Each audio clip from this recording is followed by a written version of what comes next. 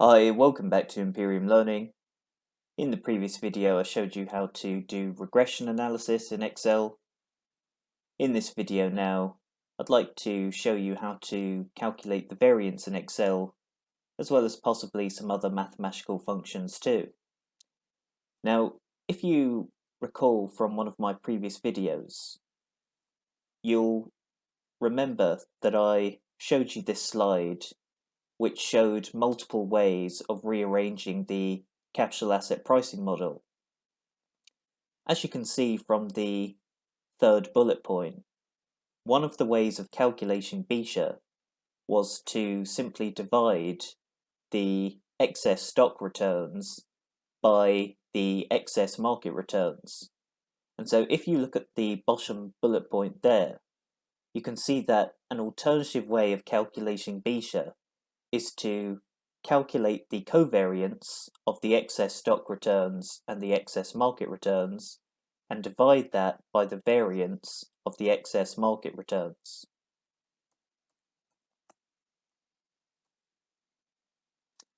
So as a result, I thought it would just be interesting just to show you how to do these kinds of mathematical functions in Excel.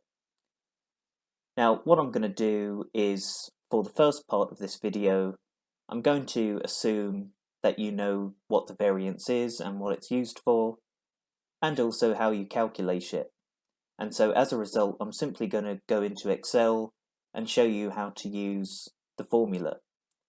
The second part of the video then is for people who don't have a maths background and who aren't familiar with what the variance is, and that's just going to then give them a brief lecture on what the variance is and how to distinguish between the sample variance and the population variance, and finally how to manually calculate it in Excel so that you actually understand the concept. So just moving over to Excel then, what I hope you'll do is you'll go into the worksheet in your Excel file which says variance example. And when you take a look in this particular worksheet, you'll see that I've got some share price data of a fictional company called Company X, and it's over a period of 12 days. And so if, for example, we were interested in the variance of this share price data, then we could use a simple formula in Excel to calculate it. So if you were interested in calculating the variance of, for example, this share price data, we would use the following formula: equals VAR dot S, open brackets, and then all we would do is go over to the C column, highlight the entire range of cells that we're interested in, close brackets, and press enter. And just from looking at that, we can see that the variance is 1.843. So for those of you who already have a maths background, you now know how to use the sample variance formula. If in the rare case you needed to use the population variance formula, then you would use equals var.p, open brackets. Once again, you would highlight your entire range of cells, close brackets, and press enter. So for those of you who have a maths background, I would advise you now to move on to the next video, because the remainder of this video is for people who don't have a maths background and who are interested in the concept of variance. So just going back to my PowerPoint, I just want to briefly explain what the variance actually is, and then show you a couple of formulas that you would use to calculate the variance. In words, the variance is simply a measure of the spread between one variable's values in a dataset. As you have probably already guessed, there are two types of variance. The first is sample variance, and the second is population variance. Now, from the outset, I should say that the sample variance is by far the most common type of variance that you'll have to calculate. The reason for this is that in order to calculate the population variance, you need to be able to collect all data on a specific population. So just as an example, if you think about polling data, where you have the percentages of people who are going to vote for a particular political party, when they do those surveys where they research which parties people will vote for, they don't actually survey an entire country. They usually just survey between 1 and 2,000 people. And then what they do is they infer a particular characteristic from that sample. Okay, so just bear in mind that the population variance is so rare because they don't have the time or the resources to collect data on an entire population. Instead, they just have to take a smaller sample and try to infer from that sample. So here's the sample variance formula. This is the one that you'll be using the most frequently.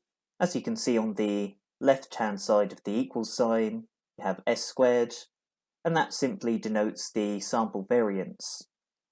After that, you have a Greek letter, which is capital sigma, and that just means the sum of.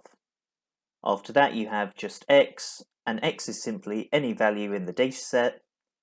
After that, you have what's pronounced as x bar, and that's simply the arithmetic mean of a sample. Then after that, you have the denominator, which is n minus 1, and n just simply refers to the sample size. Now again, we have another variance formula, but this is for the population. As you can see, it's got a few different terms in it. So just to highlight, you can see on the left-hand side of the equals sign, we have lowercase sigma squared, and that denotes the population variance. The other term that you might not be familiar with is mu, which is inside the brackets there. That simply refers to the population mean.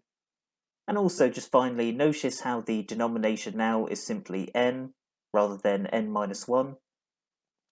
Just bear in mind that n refers to the population size. So, having explained to you the concept and shown you the formulas, what I want to do now is just go back to Excel and manually calculate the variance based on the formula.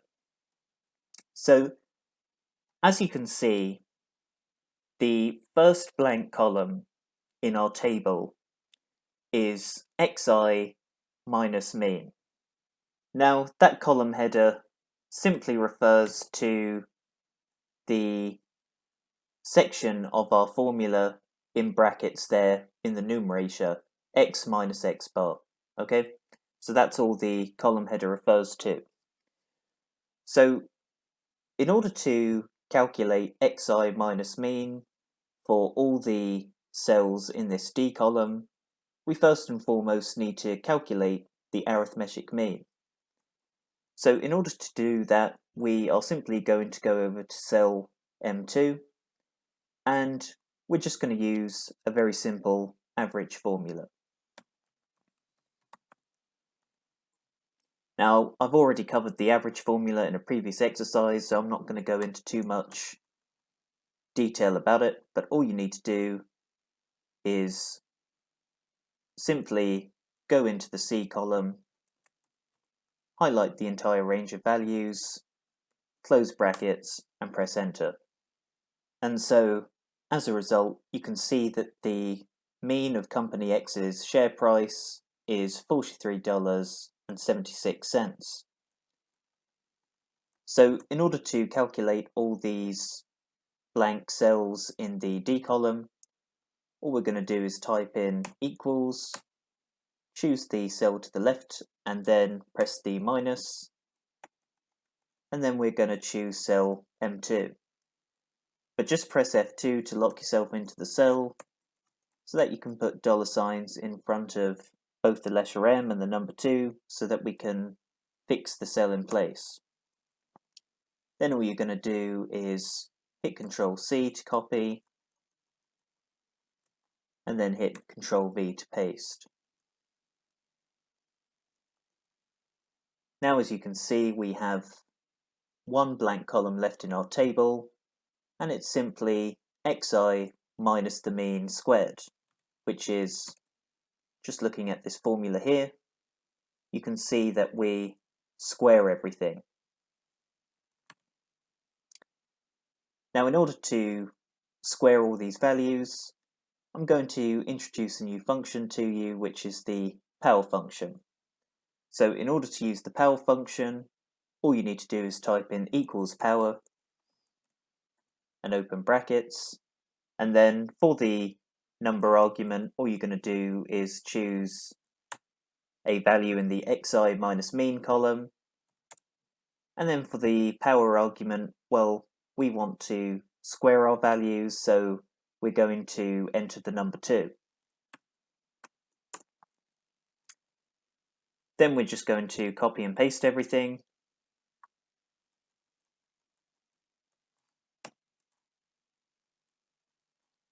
And so what we're going to do now is move over to this last section here, and we'll calculate both the sample variance and the population variance.